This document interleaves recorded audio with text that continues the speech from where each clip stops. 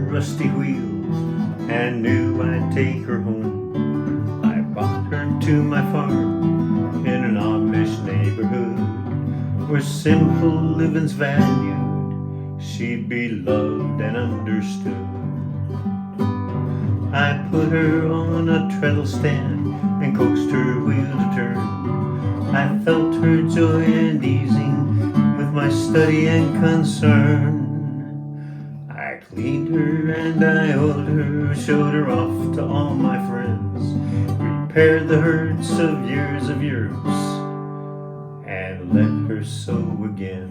Hello and welcome back to the new home machine, and I am about to get ready to put the primer coat on this little machine. In the previous part on the electrolysis tank, you saw how I stripped her down. And what I noticed is that after she had been left to dry overnight, some of the tiny little paint flakes that were stuck in had actually come loose. So what I just got done doing is taking my Dremel with a little narrow wire brush at the end so I could get into all the little nooks and crannies and everything to get any residual tiny piece of paint out of her. And I'm really anxious to get the paint on her because I want to get my gears and everything oiled up, and I can't do that really until she's painted, because if I get any oil or grease on her, the paint won't stick. So I'm going to go ahead and get started masking her. I want to mask off these gears, and if you remember, I have these parts on the bottom I could not get off, so I want to make sure I get this masked off very well. On her wheel, this little part that releases the clutch is on a spring. I did not get that off. I don't know how to get that off, so she stays, but I'm going to mask her off so that that doesn't get painted. I'll mask off the center, the outside of the wheel. This entire plate will get painted. Her face plate is going to get painted, and I'm going to paint that little guide wire too. I'm going to paint this inside and out.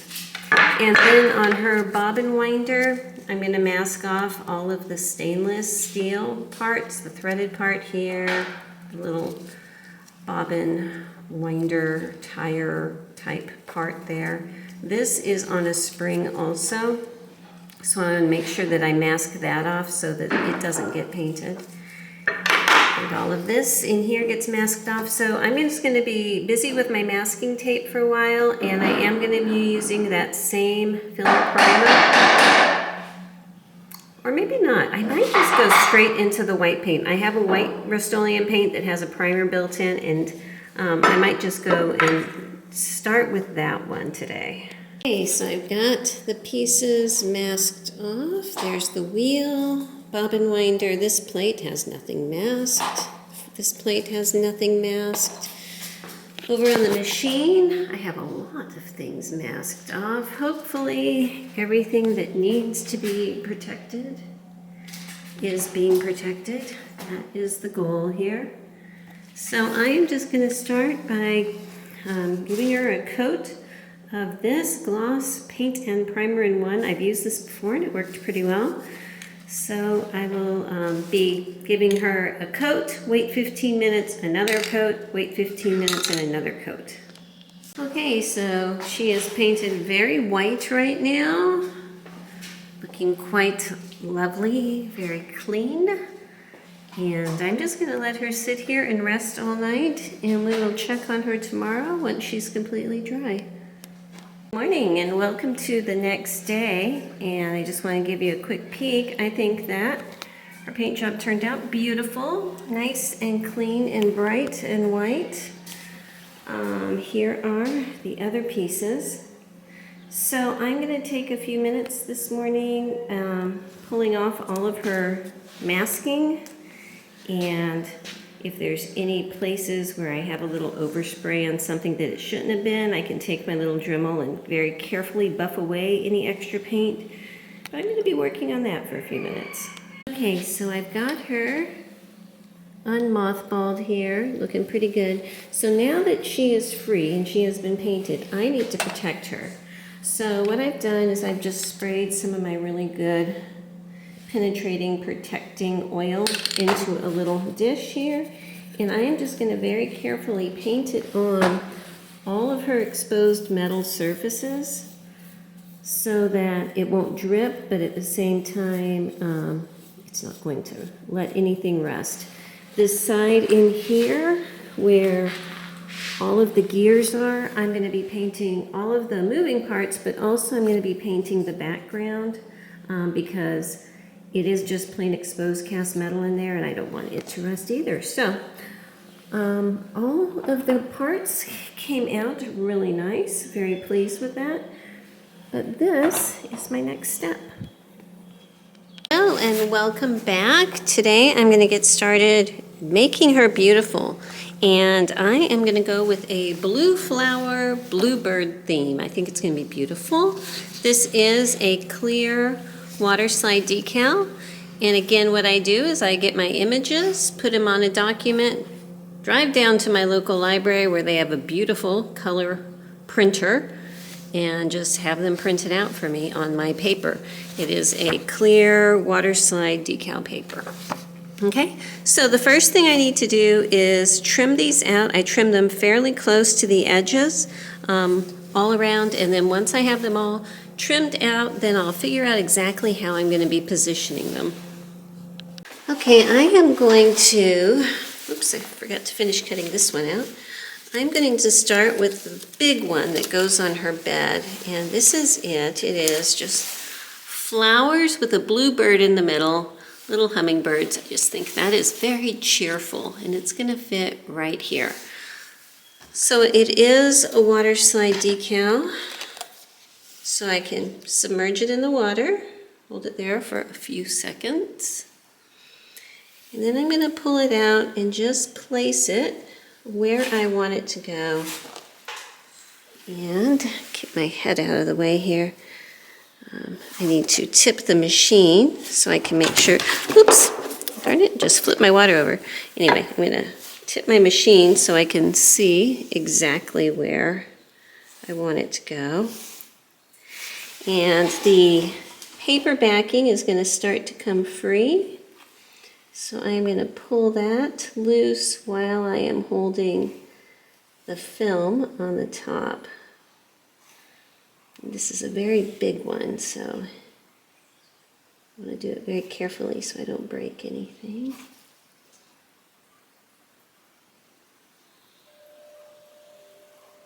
Okay, I'm going to get a paper towel, press down, work any extra moisture from the backing off. There we go. See if you can see that. Isn't that pretty? I need to go change the battery in my camera because it is gone, and I will be back. Okay, so next I made this new home lettering. I thought that it was really fun, and I think it's going to be able to fit over here to the side so I can put more flowers up here. That's my thought right now. So again, I'm just going to set it into the water for a moment and then place it on my machine carefully. Give that backing paper plenty of time to become totally saturated.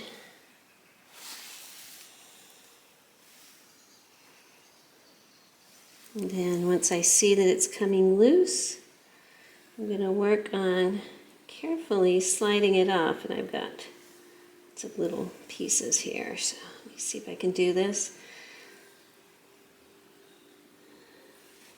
See how that end wants to creep up. Alright, let me try to hold it down here with these fingers.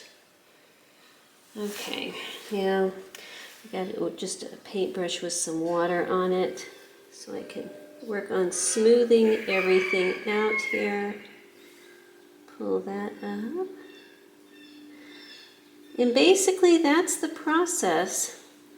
I find a piece, find a place for it, and then once I have it on and it's smoothed out, carefully blot it off while continuing to push down, and basically I'm pulling all the water out from behind the decal so that it will adhere to the clean paint very well.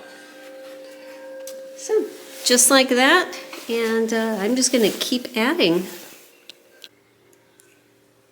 I made a clip right here so that they can overlap, so that when they make this curve, because it's not flat, hopefully it will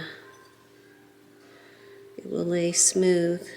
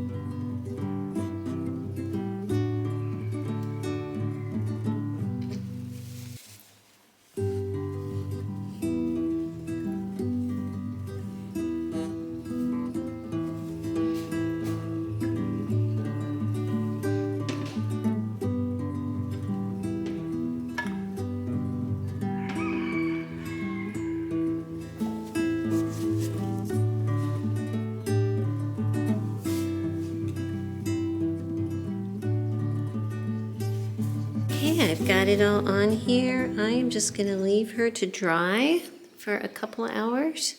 And I think it turned out beautiful. I love the blue up against the white. I think that's so pretty. So yeah, I'm gonna just leave this alone. This is the back plate. It's gonna go right back here. This is her little faceplate. And I think you saw I actually took a piece of one and then overlaid another piece. When you're using a clear backing, a clear water slide decal backing, you can overlay them and the colors come through, so that's pretty neat. So we will be back in a little while and start doing all the finishing touches on her look before we start putting her back together again. Okay, so they are dry now, and so the wheel and the bobbin winder I think are fine the way they are.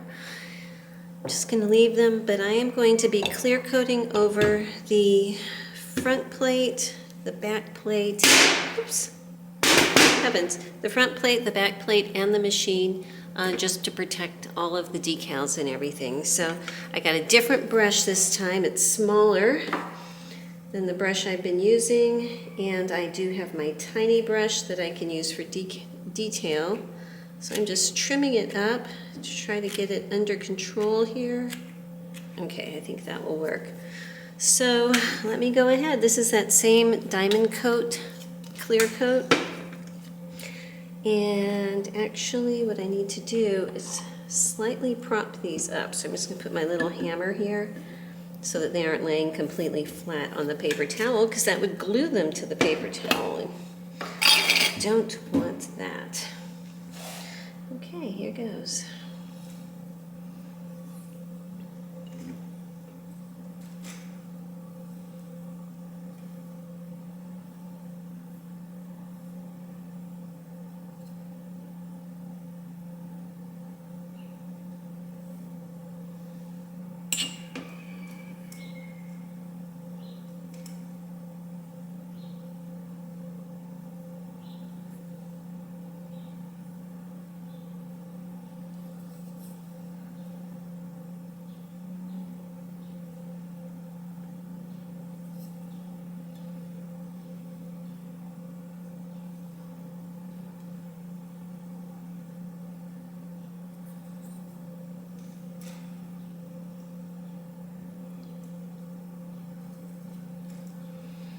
Okay, I'm going to try to carefully keep an eye out for any drips. So far I don't see any, which is good. And I'm just going to set this down to dry. I do have a cat trying to get my attention. I'm trying to ignore her. Okay, carefully set her down to dry, get the next piece, and that's how I work it.